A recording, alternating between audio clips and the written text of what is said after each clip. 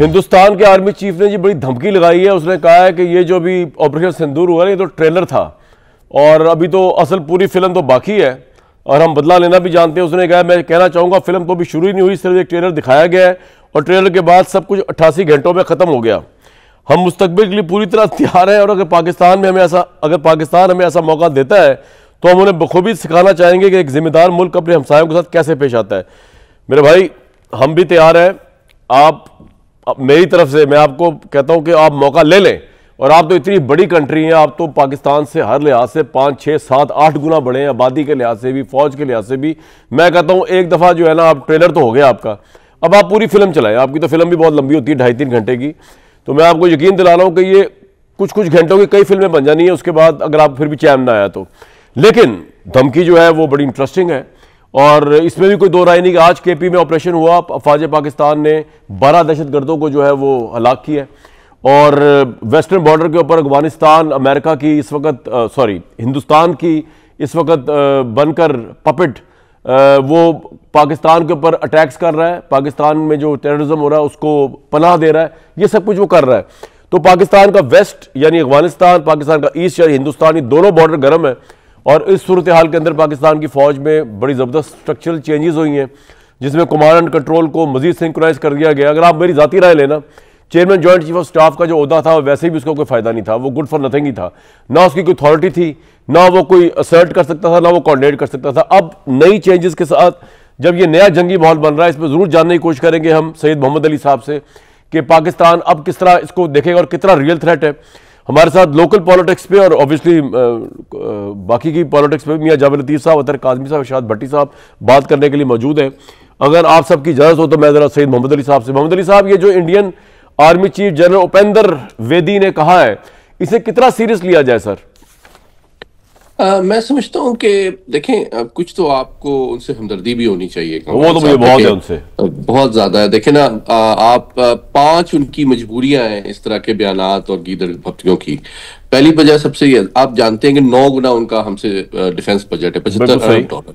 ठीक है, तो अब आप मुझे बताएं, अगर आप उनके शूज में अपने आप को रखें तो आप उनकी तो फौज जी मौलाइज होगी कि 9 गुना पैसा लेने के बावजूद वो पिटे हैं अपने से 9 गुना नीचे वाले दुश्मन से।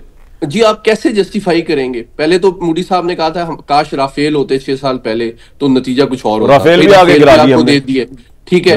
और आज 9 गुना डिफेंस बजट है आपका और 4-5 घंटे की जवाबी कार्रवाई के बाद जो है आप पूरी दुनिया के पीछे भागते हैं कि हम जंग बंद कराएं।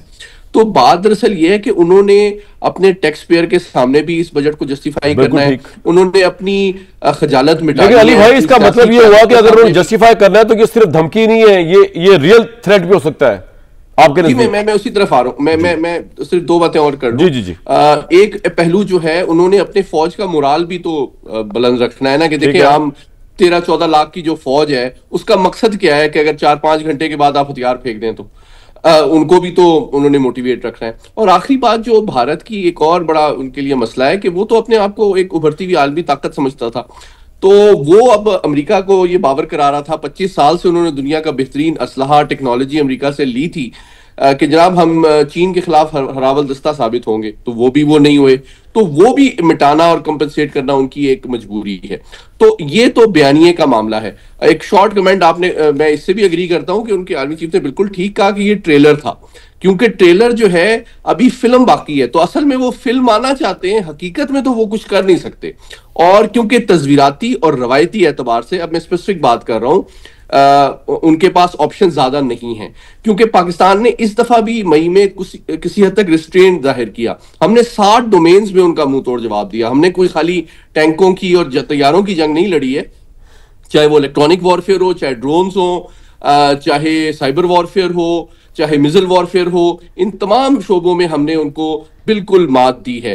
तो अभी भी अगर उनकी कोई ख्वाहिश या मजबूरी है कि वो हमारे दस्तबाजू को आजमाना चाहते हैं, तो हम इंशाल्लाह उनको आपके ख्याल में कितना % चांस है कि इंडिया पाकिस्तान की जंग जल्द हो सकती है? देखिए, मैं ये समझता हूं कि उनके जो संजीदा फैसला साज हैं वो ये समझते हैं। मैं आपको बताना चाहता हूं, उनके जो स्ट्रेटेजिक थिंकर्स हैं, उनके जो घाघ पुराने नेशनल सिक्योरिटी एडवाइजर्स हैं, जिस तरह शिव शंकर मेनन साहब हैं, उनके जो स्ट्रेटेजिक थिंकर्स हैं, वो उनको वार्न कर रहे हैं कि इंडिया ने अगर आलमी ताकत बनना है तो वो अपनी ताकत और वसाइल को पाकिस्तान के साथ लड़ने पे जाया ना करे। लेकिन उनकी जो नजरियाती क़यादत है उसकी एक जज्बाती मजबूरी है कि उसने जो है मुस्लिम दुश्मनी को सिंबलाइज करना है पाकिस्तान दुश्मनी के जरिए, उसको उन्होंने एक तरह से कट टू साइज करना है। आपको याद होगा कामरान साहब, जब इन्होंने राम मंदिर का इफ्तिताह किया था मोदी साहब ने, तो कहा गया था कि हमने महमूद गजनवी के सोमनाथ की तबाही का 1000 साल के बाद बदला ले लिया है। तो वो इसको इमोशनली और आइडियोलॉजिकली देखते हैं, यही उनका बयानिया और मौक़िफ़ और नजरिया है। इसलिए हम मुकम्मल तौर पे क्विक कमेंट ये है कि तैयार हैं हर डोमेन के लिए, और इंशाल्लाह हमारी जो डॉक्ट्रिन है क्विड प्रो को प्लस के तहत हम हर डोमेन में उनको कहीं ज्यादा नुकसान पहुंचाने की सलाहियत, अहलियत और कैपेबिलिटी रखते हैं। लेकिन अगर उन्हें हमें टेस्ट किया तो इंशाल्लाह हम पिछले मैं आपसे ना दोबारा आपके पास आऊंगा। आप लेकिन जाना नहीं, को मेरा बड़ा अहम सवाल ये पूछ रहे हैं कि अब अगर जब जंग होती है, अब chairman joint chief of staff का ओहदा हमने खत्म कर दिया, अब हमने मजीद स्ट्रॉन्ग सॉलिड कोऑर्डिनेशन लेकर आए, तो ये तरमीम का ये हिस्सा जो है इसका हमें किस तरह फायदा होगा जंग के अंदर? सईद मोहम्मद अली साहब ये जरूर आप बताइएगा। अभी नहीं, आप मेरे साथ रहेगा, मैं दोबारा आपके पास आता हूँ। मियां जावेद लतीफ साहब, जंग का माहौल तो उन्होंने बता दिया, इधर पाकिस्तान में भी जंग का माहौल बना हुआ है, तहरीक इंसाफ भी एहतजाज के लिए जा रही है, तहरीक तहफ़्फ़ुज़ आइन वाले भी जो है वो आज पाकिस्तान तरमीम के खिलाफ एहतजाज कर रहे हैं। तरमीमों का शोशा आपने छोड़ा हुआ है। आपके नज़दीक ये जो इंटरनल खलफशार चल रहा है, ये किस हद तक हमारे लिए खतरनाक है इस वक्त? कामरान शाहिद साहब शुक्रिया। पहले अगर इजाज़त दे दें तो ये जो इंडिया की धमकी का हवाले से है ना, गुजारिश ये है कि इसको सिर्फ इस खित्ते में या हमसाया मुल्क की धमकी ना समझा जाए। अच्छा, आलमी सतह पे जो आपका रोल इंडियन जंग के बाद मिला है आपको, ख़ास तौर पर अरब ममालिक के हवाले से, और इस खित्ते में जो कुव्वतें हैं, जो ताकतवर रियासतें हैं, उनके साथ उस जंग में जो आपके साथ उनका तल्लक, जज्बातीपन, उनकी हमदर्दियाँ जो थीं, वो आज देखना होगा कि फ़लस्तीन के ऊपर जो एक बैठक हुई उस पे रूस प्लान मंजूर कर लिया जी, उस पे रूस और चीन का मौका उन्होंने वोटिंग में हिस्सा नहीं लिया, ये देना चाहिए, ज़हन में रखना चाहिए। और जिससे आप तवक्कुआत लगाए बैठे हैं उसका हमेशा से 70-75 सालों में आपके साथ जो तल्लक या हमदर्दी या जो बात कर रहे हैं, अमेरिका की बात कर, ये जरूर देखना चाहिए। अब आ जाए जो हमारे हालात हैं, जो आपने बात की कि 27वीं तरमीम के खिलाफ एहतजाज हो रहा है, इमरान खान की रिहाई के लिए एहतजाज तहरीक इंसाफ करने जा रही है। ये भी देखिए एक हकीकत है कि बदकिस्मती भी मैं इसको कहूँगा कि करता कोई है भरता कोई है।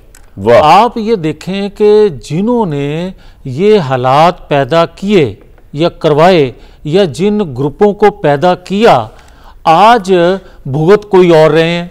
आप टोटल बता, किस ग्रुप की बात कर रही है, भुगत कौन रहा है, कौन से ग्रुप ऐसे पैदा? मैं अर्ज करता हूँ। देखिए आप 27वीं तरमीम की अगर बात करते हैं ना, तो जिन हालात में 27वीं तरमीम लेके आए हैं, जो आपने बात अभी की कि अगर कल को जंग होती है तो उसमें